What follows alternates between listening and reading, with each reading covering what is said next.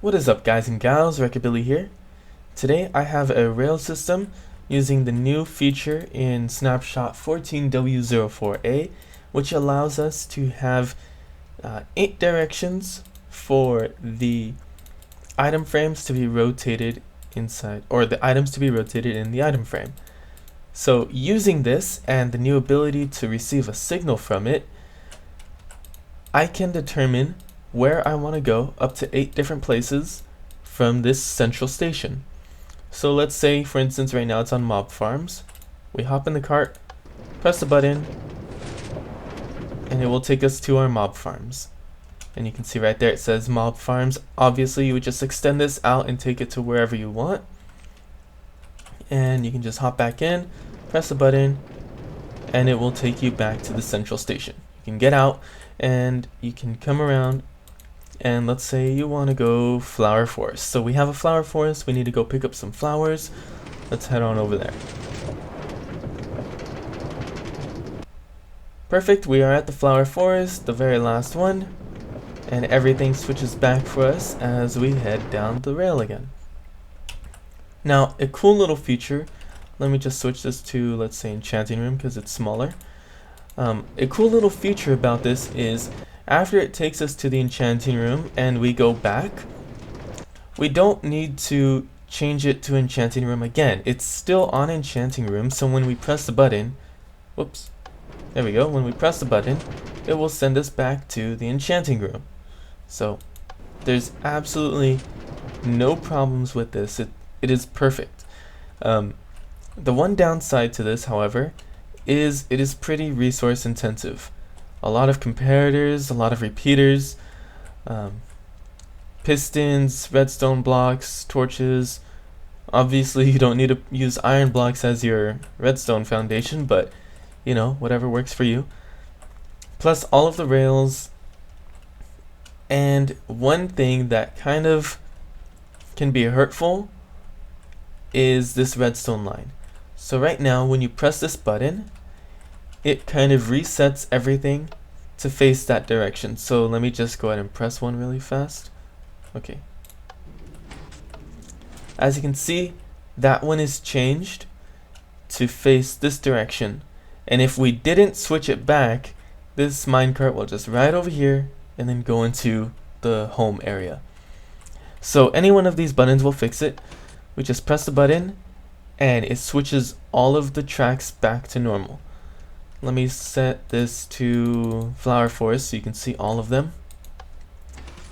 So now they are all facing in one direction, except this last one, which just turns and goes to the flower forest. And then you can switch that, and then they all switch over back to this direction. It's pretty useful. Now I'm not going to go too deep in an explanation here, but basically each one of these sends out a stronger signal than the other. So home is the smallest, enchanting, storage, mob farms, beach, jungle, strip mine, flower forest. It goes in a clockwise order. So the further you are to this spot, the higher the strength of the redstone will be. Now right here you can see that the redstone is the comparator is actually turned off because we have this torch with a repeater going into it. Now the comparator powers this redstone, which powers this block, which powers this comparator, which powers this redstone, which powers this block, which powers this comparator, which powers this block, which powers this redstone, which goes into this comparator. Now I know it's complicated and there's a lot of comparators here, but what we are doing is extending the signal without using up any of its strength. So basically anything that is one signal here will still let off only one signal here. Anything that is 2 signals from here will still only let off 2 signals from here. And that is used just because there's one redstone and then one comparator for each time, and that does not use up any resource or any energy from the redstone. So it will always be the same. Now, as soon as, let's say, you are going to the enchanting room, Whoops, you go to the enchanting room. The enchanting room storage, or in the enchanting room area, is 2 redstone powers.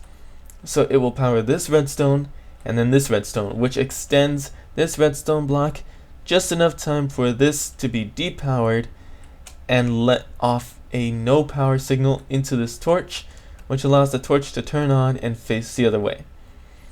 And then I just kind of repeat that process along all the way through. Now again, I'm not going to do a block by block tutorial, so if you guys want to see how it looks, there is a download in the description and you can check it out for yourselves and maybe even play around with it. As for this redstone in the back, which resets all of the tracks, it does not need to be powered to the button. A cool thing that everyone can really do is, let's say you have this redstone powered by a, what are they called? A detector rail. So we have a detector rail right here, and when you're coming back through, it hits the detector rail and resets all of these to face that direction. So that's just a nice little way that you can go around doing this without having the button line from all the way wherever you are, with a redstone line coming all the way back over here. All you need is the detector rail instead of the powered rail. So that's basically the idea, and I hope you guys like this and download it and see what you can do with it. Again, this is very resource intensive. I'm not one who is known for making redstone very compact, so if you can make it more compact, please do. Post a video up, and I would happily link it into my description. This is a nice little useful trick, and I plan to use it if I can in my servers. So anyway, thanks for watching guys. I'll see you guys next time. Peace out.